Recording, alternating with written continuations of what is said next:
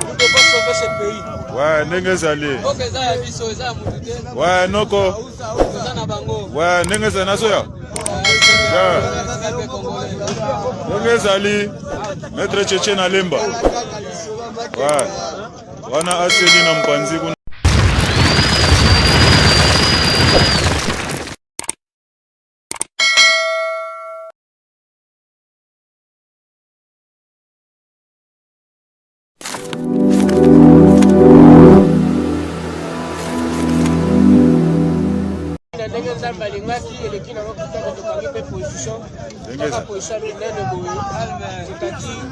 Nous devons sauver ce pays.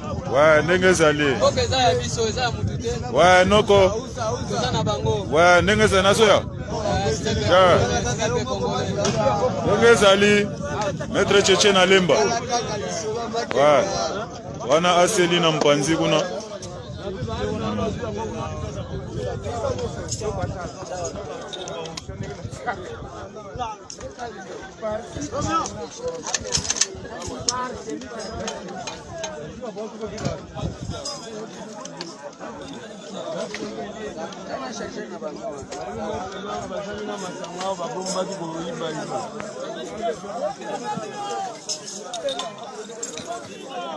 Ouais, c'est l'effet nanga mwalimu itaki ataka des points.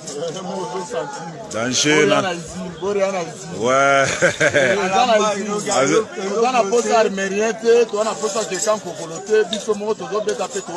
Alaga yo moko itaki mwalimu zawana. Avec kisasa zawana.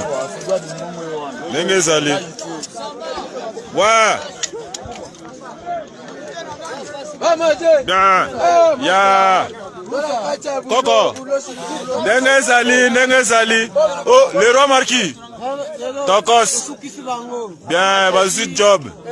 Ouais, mon cousin n'a le grab au bas. Vas-y kimbungu tulu penza. Ouais, oh, y'a mon kitenge. Normal. Ouais, en tout cas, na mona ki penza. Ouais, kokele loba na so mona yo. Normal. Yeah. Ouais. Yeah.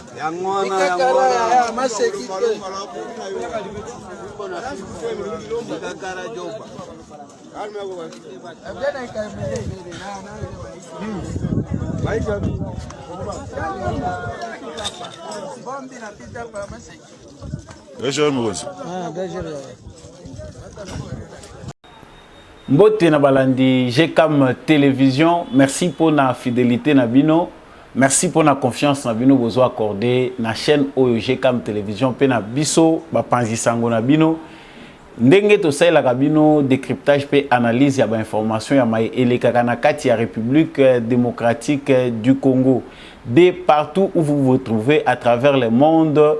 Je vous souhaite le bienvenu na kati ya émission Oyo table de vérité.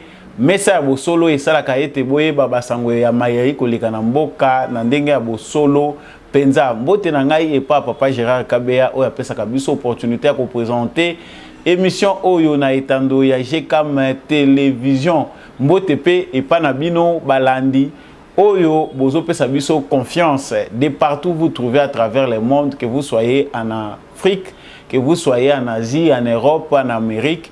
Vraiment tous les Congolais, merci pour l'intérêt au besoin accordé dans l'émission Oyo. Na banaliste au ça il a cabino. Vraiment, je salue très particulièrement Bandeko Bazolanda Biso à partir des États-Unis. Tous ceux qui nous suivent dans différentes villes des États-Unis, Bandeko Bazolanda Biso à partir du Canada. Vous qui nous suivez à partir de la Suisse, Belgique, France, Italie, Espagne, vous êtes au Brésil, vous êtes au Mexique. Bozaba Congolais, Bozolanda Biso à partir du Japon, vous êtes en Chine. Vous êtes en Tanzanie, vous êtes en Zambie, vous êtes en Gabon, vous êtes en Afrique du Sud, vous allez na Congo ici précisément, vous êtes en Beni, vous êtes en Butembo, na Pesibino vraiment matondo mingi. Pour na intérêt au bino vous accordé, na ngai pour na pesa kabino basango. Mbote pe mingi na bato bazolanda biso à partir ya front, bazali ko bunda, bozali ko sala sacrifice pour na école au Congo, bozali ko bunda pour na protection intégrité territoriale yango pene mutu kozala mama likambo ya basango tokopesa lelo kasi na momesano na lobaka toujours que samba olonga mokileza nango balance soki oyebaka kosala malamu te yeba ke justice ya nzambe moto moko te aéchappaka na contrôle nango yo ozo continuer kosala mabe. Vous n'êtes pas tombé sur cette terre comme par hasard. Soki yo ozo sala biso mabe okanti biso tozo mona yo te. Ou bien ozo sala nanko tozo mona yo mais lobi ke yo ndo oza puissant. Yeba justice nzambe irataka nango moto te, irata nango mobutu te, irata nango batu mususu baleka pete. Actualité na yenango lelo na kanisi eza ko compléter toujours na ordre actualité ou eza ko dominer ba affrontement ou ezali ko salema entre armée na biso République démocratique du Congo FARDC na ba rebelle ya M23 oyo ba bengaka mouvement du 23 mars. Lobi Nathalie Saki ndenge nini vraiment pona mbala liboso lokito ya FARDC kweyaki na kati ya mboka ya Rwanda. Mais lelo na yena basango mususu. Chaque fois FARDC salaka ba avancer, il faut ba faire reculer des départs. Trahison yo e utaka wapi. Awa sango to uti kozo ezali ke colonel moko na kombo ya Terra Nova Mushagalusa Birumana. Yazali bongo colonel ya FARDC complice pe na ba M23. Sango to uti kozo sika sika ezali ke bandeko na ye mapinga baninga ne mapinga ba moni pe na trahison sur base après valapui ba bomiye. Yango vraiment mutu kozala sango na biso ya mokolo lelo na kanti edili photo na ye bozomona ngo na kati ya émission awa. Et soki wana pete na tongo ya lelo ba affrontement makasi entre FARDC na ba mouvement ya M23. Lokola ba moni ke FARDC a gagnaki ba position na bango a récupérer ba colline ezaki na maboko na bango. Bango basilaki kolala pongite ba lamuki pe na lokito pona ko attaquer FARDC. Ba violent combat ezali ko opposer FARDC na ba mouvement ya M23. FARDC ezali ko bunda au total na 3 fronts. Analyse to kosala lelo ezali basé na trahison au FARDC ezali ko subir départ ba officier oyo ya bondoki. Oyo ba kota na armée na biso avec mission de salir notre drapeau, avec mission d'affaiblir notre état.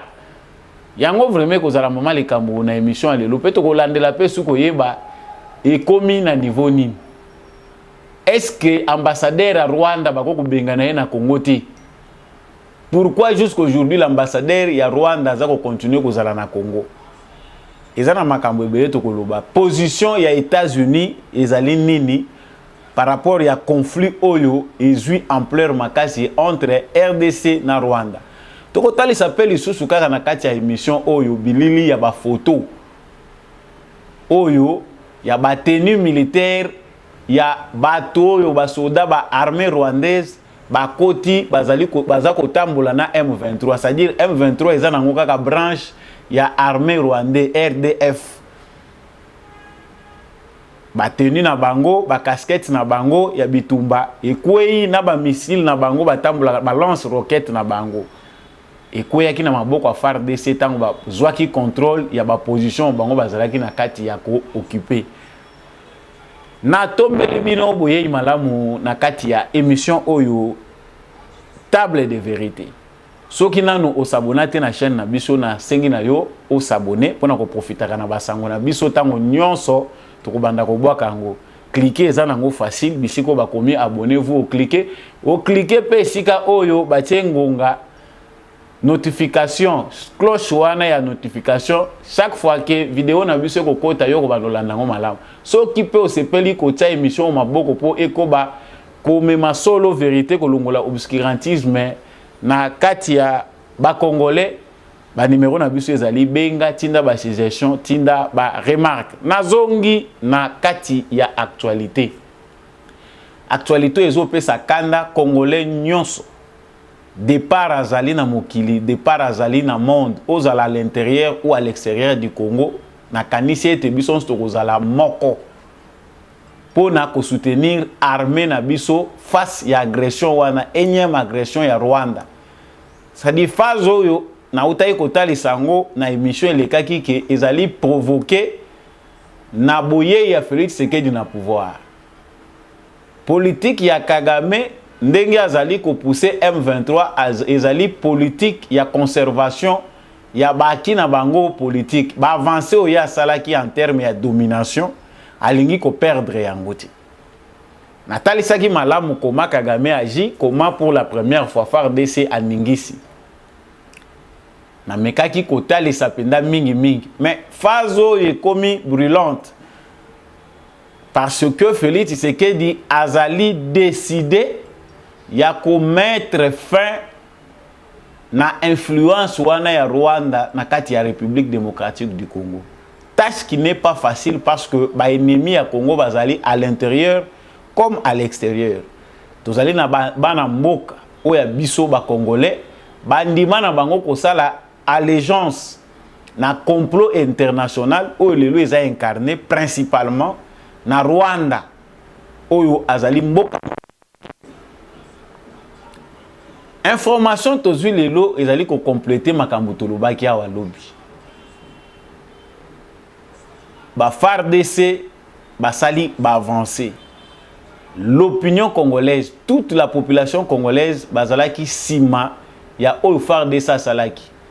Même si le communiqué officiel disait que salamaki de manière intentionnelle, mais nos FARDC ont visé la bonne cible parce que Rwanda M23 ezali branche ya armée rwandaise. C'est maintenant visible sur base ya ba preuve que ba massacre belé ezali ko salema na Kivu ezali pe ko salema na ba militaires rwandais bien formés.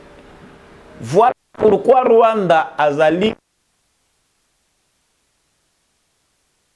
sur militaire. Kagame dans sa vision veut que tous les Rwandais soient militaires. Azala commerçant azoyane Congo na commerce ya pamba, Kagame veut qu'il puisse toujours être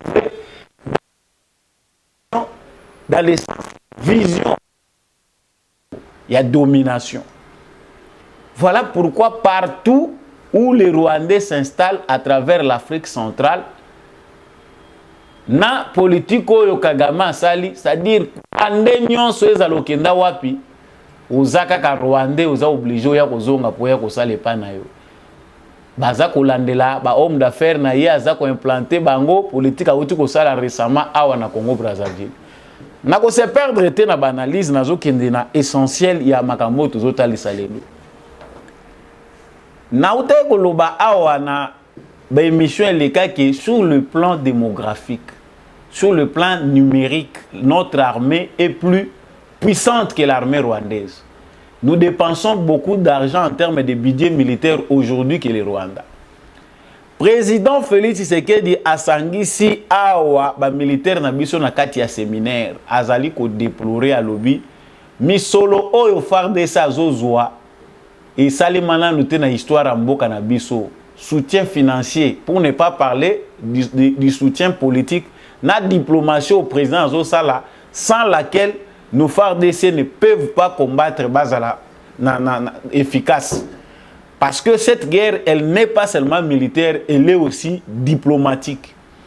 Mais le président Talisaki que Azali satisfait ba moyen au Congo Azali ko dépenser, gouvernement Azali ko bimisa. Na ba réseau Azali ko balanati. C'est-à-dire que soit notre armée est incapable, c'est soit notre armée, certains officiers sont complices rebelles. Il les a indexés à l'Aksaki Bangona Moussapi, à l'Oubaki ba vérité. Parce que awa na Congo, ce qui nous caractérise dans le siècle ezali que fils du siècle. Et puis, les Congolais n'aiment pas la vérité. Amoni lokola yo ozando ki ozamabe, bomba kamabe oba kanango. Le président de la République n'est pas allé par 4 chemins pour dire aux officiers supérieurs de l'armée au bazalaki na kata séminaire par rapport à éthique, d'ontologie militaire, ndengeni ni faut ba tosa ba principe militaire ayebisaki bango ba vérité. Mais il n'y a pas de cela 2 semaines, c'était la semaine où wuti koleka. Mais tala awa FARDC a wuti ko sala prouesse. Toute la nation est debout. Actualité na minute tout le monde est avec le FARDC en esprit. mitema ya bato nyonso ezotala babuka ta village moko na Rwanda. Ça c'est le souhait des Congolais. Ceux qui pendant ba Congolais ba yoki ke na minute oyo FARDC aza na 2 villages ekangami na lobby ekozala liesse na balabala, c'est-à-dire ba marche kosalema ya soutien na FARDC. Même certains incrédules ba manipuler mususu oyo bazali ko traîner bango na ba aventure Félix Tshisekedi collabo ya ceci ba kozala na argumenti. Mais Congolais yango ezali konyoko l'armée na biso. Nous avons des vaillants militaires au bazan expérience. Mais les noyaux chaîne ya commandement militaire na biso, plusieurs officiers militaires sont dans le syndrome de la trahison. Ils ont basé la réussite de leur vie, non pas dans balati tenu, mais dans la trahison, balati bateni alors que bazana bango na souci à servir nation te, ils sont venus faire le business. D'autres sont des infiltrés envoyés en mission au sein de notre armée. Ngana lo bakango asoki na zolo babatu balobi na nga ote, non, à un certain degré niveau mususu. Parce que le président de la République pour azo linga kolata makila komema makila mutu na maboko te, mais à un certain niveau mokonzi ya mboka bomaka toujours le bangote parce qu'on a des pensées criminelles ou bien on a besoin de se venger kaka to sala ba massacre à haute échelle ndenge salami à l'est du Congo. Mais non, le président de la République est le commandant suprême. Batu mususu oyo soki zo senga to kangisi bango ki basali trahison baza 20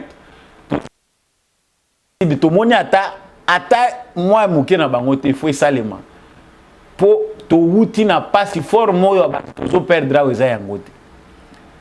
Syndrome oyo esalaka ke Congo soka aza na front ezakaka mitema bato eza moto bazi ngomba wana. Pour certains bayebika ke FARDC soka azi ngomba wana durée moulaye ezalaka une semaine okoyoka ke basi ba récupérer yango. Qu'est-ce qui fait que ba bataille nyonso armée na biso aganyaka à la longue finisaka kokoma lokola ba perte et finisaka kokoma lokola échec?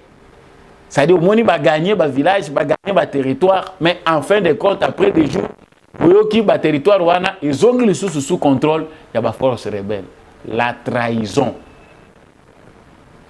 Bokanga visage au malamu na uti koloba na début émission colonel Terra Nova Mushagalusa Birumana kombo ango pasi awa na munoko.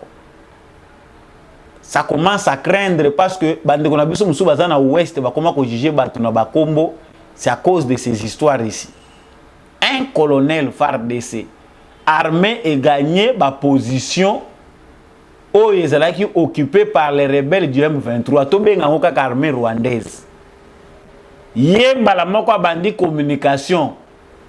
C'est après communication naie que baninga naie va se rendre compte qu'il vient de signaler les positions de FARDC.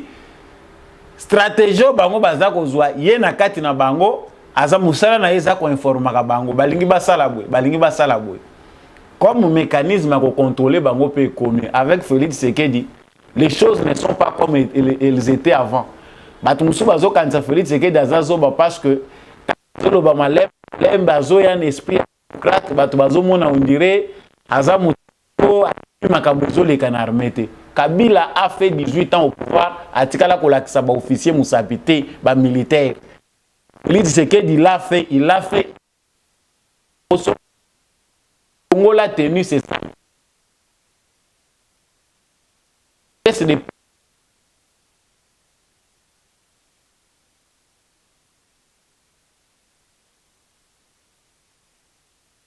détermination au commandant suprême et armée.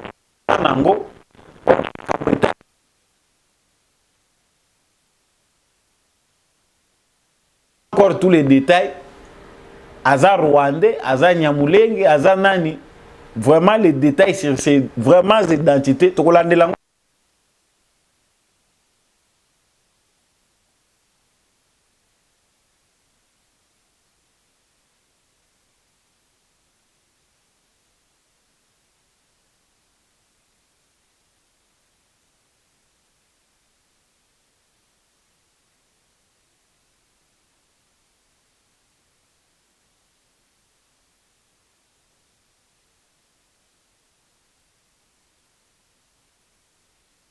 bateau bazo trahir l'armée na biso parce que c'est devenu un vice. Nous sommes infiltrés jusqu'au wana bazo trahir armée na front.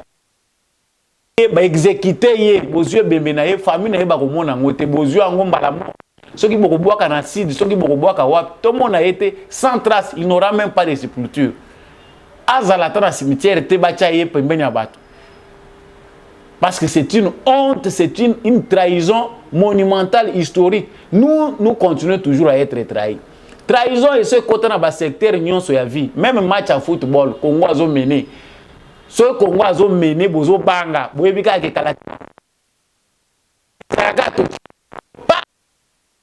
Pas égalisation. Toujours cette trahison. Les autres qui aiment bien, les Congolais en train de mener.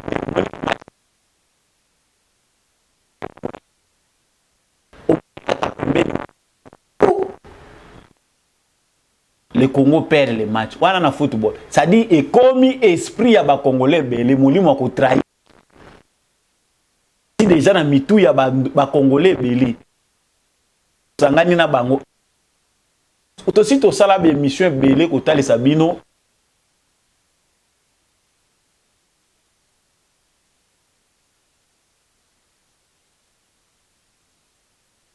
Une catégorie de militaires au bazan armé na biso qui n'est pas dans l'armée pour servir. Par la pindaï, il sert. Bango ya kufa pona ekolo na bango. Les autres sont infiltration. Pona ko.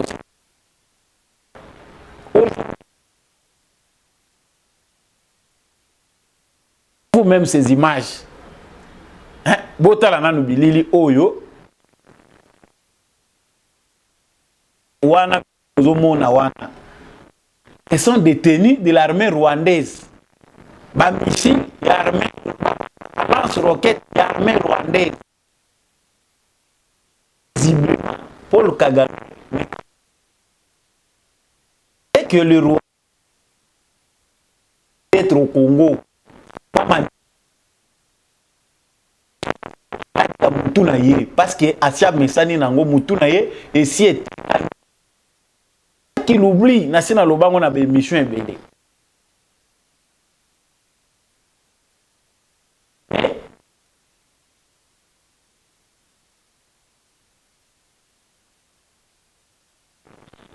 Vous êtes là qui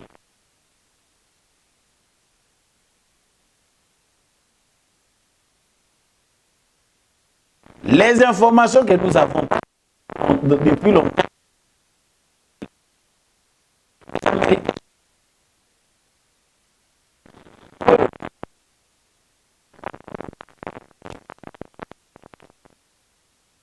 Entêtement Kagama comme Nangolelo, ce sont eux qui l'ont fabriqué pour faire de lui ce qu'il est aujourd'hui. Mais Félix Tshisekedi n'est pas venu faire la continuité de l'AFDEL. Parce que eloko zonyo ko la mutu ya Kagame azoko ka s'adapter te na mupepe ya changement o ezali que il voit mal que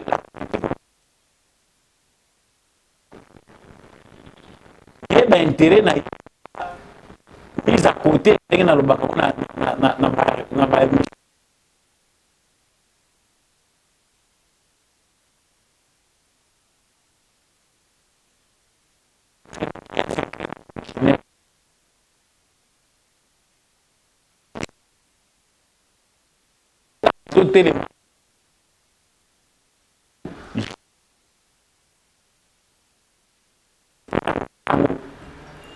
que reine ya Kagame Cécilie. Mais pour Zala, oh tozo vivre parce que maintenant Félix Tshisekedi arrive au point où il doit maintenant être ferme vis-à-vis à Rwanda et à Kagame. Il doit concret. Guerre déclarant ouvertement. Parce qu'il y a des gens qui disent déclarer à Rwanda, oh Bossalabwe. Non. Ce n'est pas une guerre. Et ça n'a pas guerre dans le sens normal et à terme. Ce n'est pas, le Rwanda n'est pas un pays où le Congo a engagé guerre contre le Rwanda. Non. Population, superficie, taux et l'oronyme, taux armé. Le problème, c'est l'organisation des Congolais. Qui profite bas. On a des missions, on a des missions, bovani dans un pays cultivé.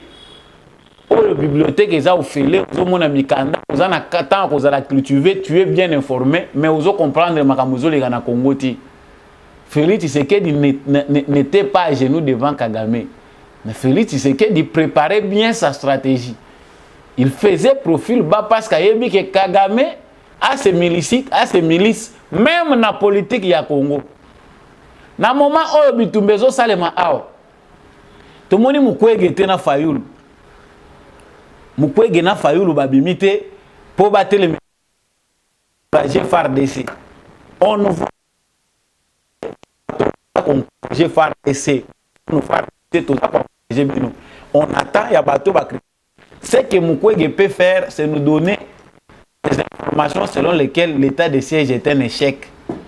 Ce que Fayoulou peut faire, c'est nous dire que ça là marche pour une insécurité. Mais lorsque nos FARDC sont au front au Bazak au Bunda, Fayoulou c'était. Ou soit Fayoulou va faire il va diaboliser, changer la manière de communiquer. Parce que il n'y a aucune déclaration, il y a bateau Bazak comme bien opposant pour soutenir notre armée. C'est ça ce qu'on appelle l'opposition. Il y a un lobaka que Félix Tshisekedi azali na opposition T. Félix Tshisekedi a un groupe des ennemis du Congo qui sont préparés à saboter uniquement son action. Na ba moment ya batunyon so bazalaka unis. Aux ala na opposition, aux ala na pouvoir, nous devons être un. Mais tala o biso tozomo n'est pas na biso. Tala o biso tozomo n'est pas na biso. Et toujours s'attendre nani. Nazongeli likambo na wuti koloba awa ya arbitrage position ya Amérique ezali nini face ya makambo eza koleka. Nalobaka eloko yo mingi naza ko continuer koloba yango. Les États-Unis d'Amérique baza au bout. La seule force pour nous Congolais c'est que nous avons réussi pendant 18 ans malgré nos millions de morts, malgré que salami à l'est du Congo, balongi biso te po ba qui s'aplan na bango ya ko kabola Congo biteni bité. Pour les départements aza ko lukela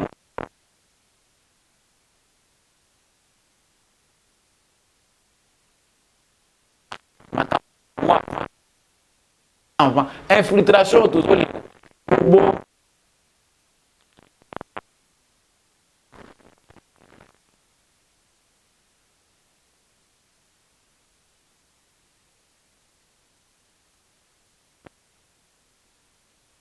Limite au fait. Ils sont toujours moins à fait. Ce qui guerre à Wanande biso telemi. Mais la guerre se prépare. Comprendre les olekate. Pour les États-Unis, lorsque Félix Tshisekedi accède au pouvoir, ce qui est États-Unis en du Miango, c'est que page à AFDEL les a tournés.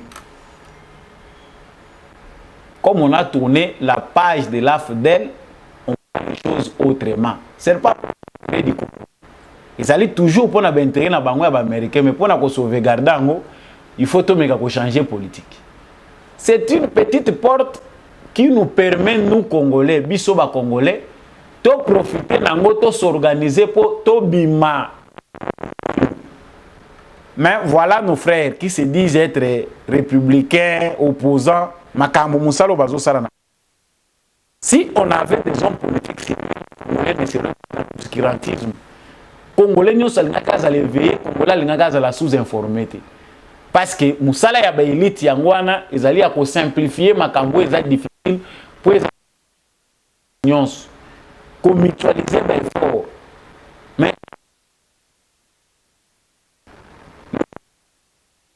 à cause de la corruption. Les autres à cause de la mauvaise foi, à cause de la à cause de la vérité. L'Amérique a déjà sa position. Biso toza ko lubate ke esengeli biso aba congolais, toze la mane ko ute pas ba américain. Jamais, je n'ai jamais dit ça dans mes analyses. Na lobaka ke nous congolais tant on comprendre qu'on se prendre en charge lorsque nous allons accepter de mettre à côté qui biso ya kengai na nginda parce que les sites na Congo et la kisi soko komi millionnaire pour toi seul. Otongi ba immeuble bandaku ozokende poto ba vacances pamba, c'est ça ce qu'on appelle chez nous réussite. Elle est égoïste et pour la biso.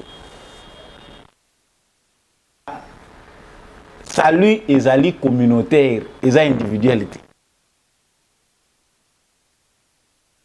Les Américains na part na bango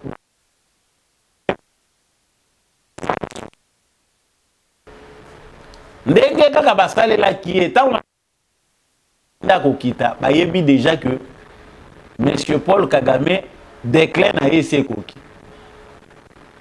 Félix bien, c'est les Américains là oyo basisu ba comprendre maintenant que c'est fini. Récemment armes, les Américains ba lobi 2000 armes toujours pesa en armée congolaise. Ce qui fait le lot munoko ya Kagame, c'est que pendant des décennies, l'armée rwandaise était subventionnée mais soutenue par les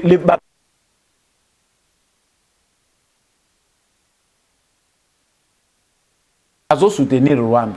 Ce qui montrait qu'ils sont d'accord avec du Congo. Tant que le déclin est côté,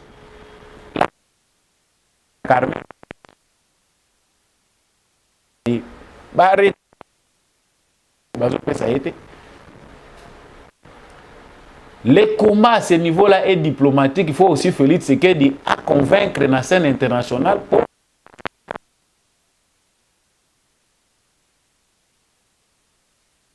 sur plusieurs fonds.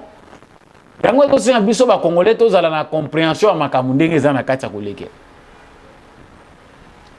Nasi Nathalie c'est logo moko bien que ba bisa biso toujours que il y a ce qu'il faut dire et ce qu'il ne faut pas tout dire. Ou bien ce qu'il ne faut pas dire. Et logo esengeli biso to maîtriser. On a est et gozo kaka koto ba yutaka.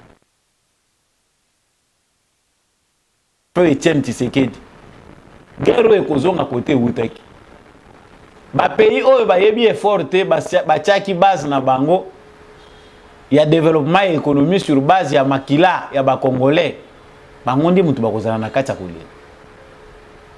Si ce qui se passe à l'est du Congo se passe chez Kagame, il n'aura pas une année pour aoumela na pouvoir.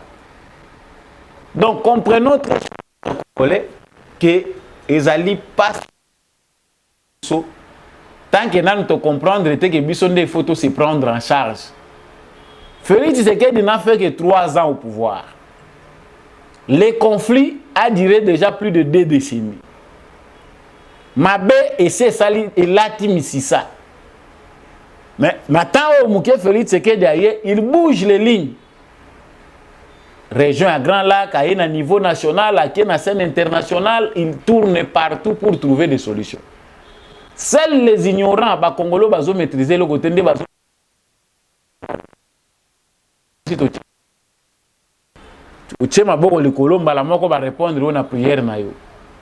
ça ne se fait pas. Même pas en prière, union, c'est basé sur le principe. Même les miracles répondent au principe.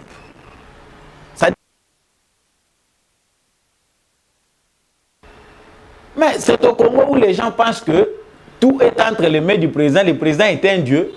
Même quand vous êtes farceur, Bino, il a le président de la Bino. Force à nous faire.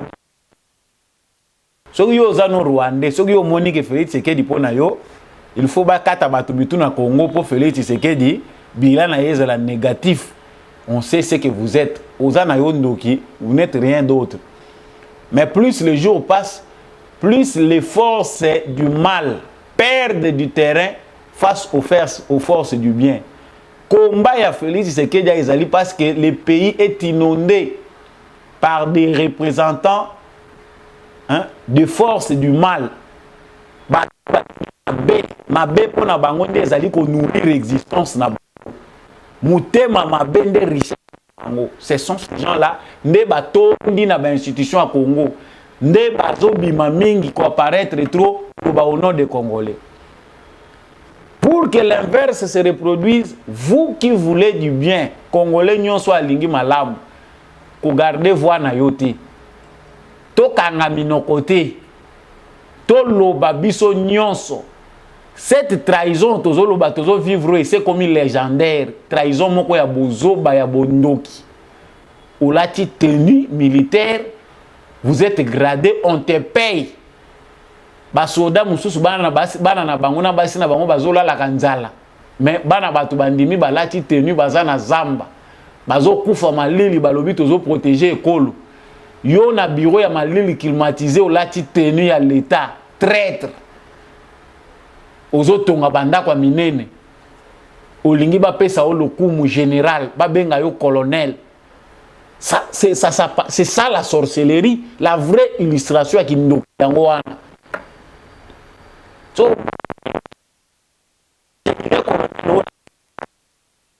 seul yango ngai penda pona ngai na lobi soki penda mobeko ya mutuye koti na lobaka peine de mort royo to longola makambo moratoire royo nazonga mika likambo des grands mots, des grands remèdes. Ça dit soki likambo ezali ya mabe makasi balukela yango pe ba solution kaka ya makasi. Dans plusieurs sociétés du monde, ba sociétés ont évolué pour ba leka pe banzela ya pasi ya boy. À un certain niveau, il faut une méchanceté supérieure pour na kozongisa bato banzela. Même Dieu qui nous a créé azama muaza bolingo azanyon so ya zali. Mais kol pepe zalaka. La République côté wana mboka na nous comprendre que tu faut venger biso ba Congolais. Ça le président de la République n'est pas encore arrivé là. Il faut trop la vérité. La seule façon de nous venger ato la ta tenir ngona nzoto te mais la tango penda n'esprit batu mususu mituna bango ekata na nana.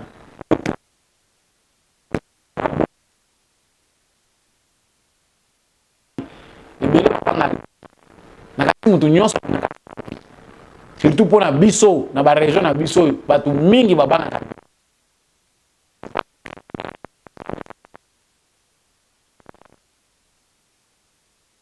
Moment oyo to traître ngo bazaka ya batenu te. Mususu bino nde mutu bovotaka bango bazana parlement. Défendre ba mouvement rebelle. Azana parlement mais aza lobby. Aza représentant ya ba mouvement rebelle. Mais parlement provincial, parlement na niveau national. ADEF politique, Codeco politique, M23 politique. Voilà comment le mal s'est enraciné en nous. Allez, bato bongo azongi oye ko voter parce qu'au Congo, mutu sifia ya bien ayena mutu kalati cravate, azo vanté bino j'ai fait des études ici, j'ai fait là-bas. Vous n'avez même pas le temps de poser la question savoir d'où il vient, son histoire. Est-ce que vous maîtrisez au Congo c'est devenu habitué. On ne connaît pas les origines de quelqu'un ou maîtriser yete. Parce que tout maintenant au Congo est monnayable. Nakanti na soki wana ebele ya kolobeza le sous-souté, soki oza solo congolais, biso nyonso sima FARDC, biso nyonso FARDC na mutema, nous partageons vraiment ce combat avec notre armée qui fait de tout son mieux pour nous défendre. Boko tapenda na Rwanda. Tant tozo lobango tolobi esprit ya ba Mamadou Ndala ya ba mbunza mabe et autres zéro dans l'ombre otoye bate ba boma bango parce que ils ont amené le patriotisme na kati ya combat wana o ezalaki truqué d'avance na ba dirigeant bondoki ya Joseph Kabila. Merci à vous d'avoir choisi de suivre cet élément. Soko sepelaki nango. Partagez l'émission Oyo. C'est l'occasion pour vous de vous abonner. Ce qui peut se payer l'émission en gâté, l'essentiel est qu'on reste congolais. On va toujours partager les mêmes sols. C'est notre pays. Ce qui peut avoir une opinion, nous allons contraire aux libres. Nous sommes en démocratie. Merci l'équipe technique Oyo et accompagnant Kingai Yandeko Chako Mbia pour la réalisation de l'émission Oyo. Merci encore à Papa Gérard Kabea Ndengena Lobaki. Merci Pena Bino. Batu bozo chabiso maboko potable de vérité ko bakokende liboso. Lisa pe na bolingo nde mboka na biso koyeba kotombwama.